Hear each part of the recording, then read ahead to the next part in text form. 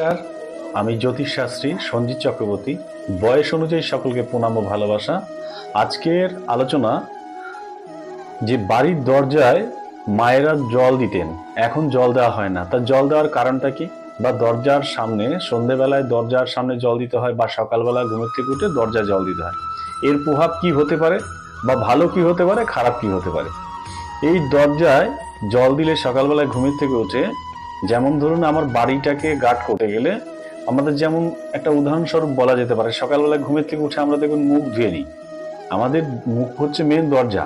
তো অতএব এই দরজা দিয়ে যদি আমরা মুখ দিয়ে যদি কিছু খাওয়া দাওয়া করি সকালবেলা ঘুমের থেকে উঠে, অবশ্যই আমাদের মুখ আগে ধুয়ে নিতে হয়। ধুয়ে নিয়ে তারপর একটু জল খেয়ে তারপরে আমরা নিত্যক্রিয়া করি, বা যেগুলো করার সেগুলো আমরা করি।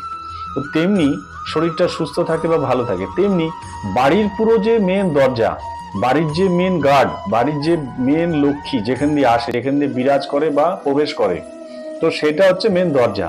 এই দরজাটার ব্যাখ্যা অনুযায়ী বলা যেতে পারে, দরজার মধ্যে জল দিলে, দরজা যেমন ধরুন আপনার বাড়িটাকে পুরো গার্ড করছে, চোর বদমাস নানান রকম কুপ্রভাব ভালো প্রভাব যাই থাক না কেন তাকে রক্ষা করছে বা খারাপ দিকে গুলো কাটাচ্ছে।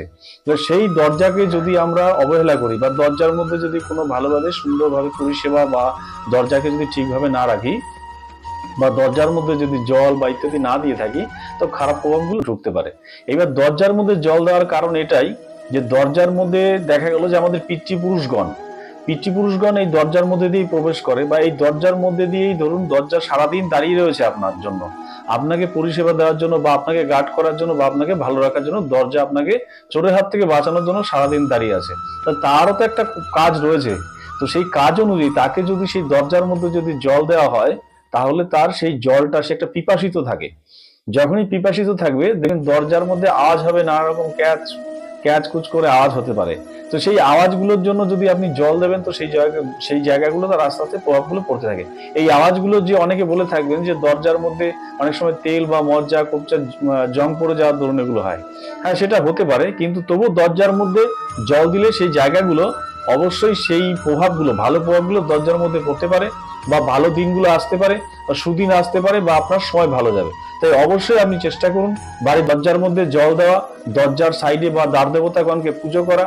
পুজো করতে গেলে যেমন ধরুন ফার্স্টে গঙ্গার জলকে অর্পিত করতে হয়, তেমনি দরজাকে ফার্স্ট আপনি আপনার শুরু দরজা থেকে শুরু করুন, দরজার মধ্যে জল দিন। আশা রাখা যায় ভালো থাকবেন, সুস্থ থাকবেন।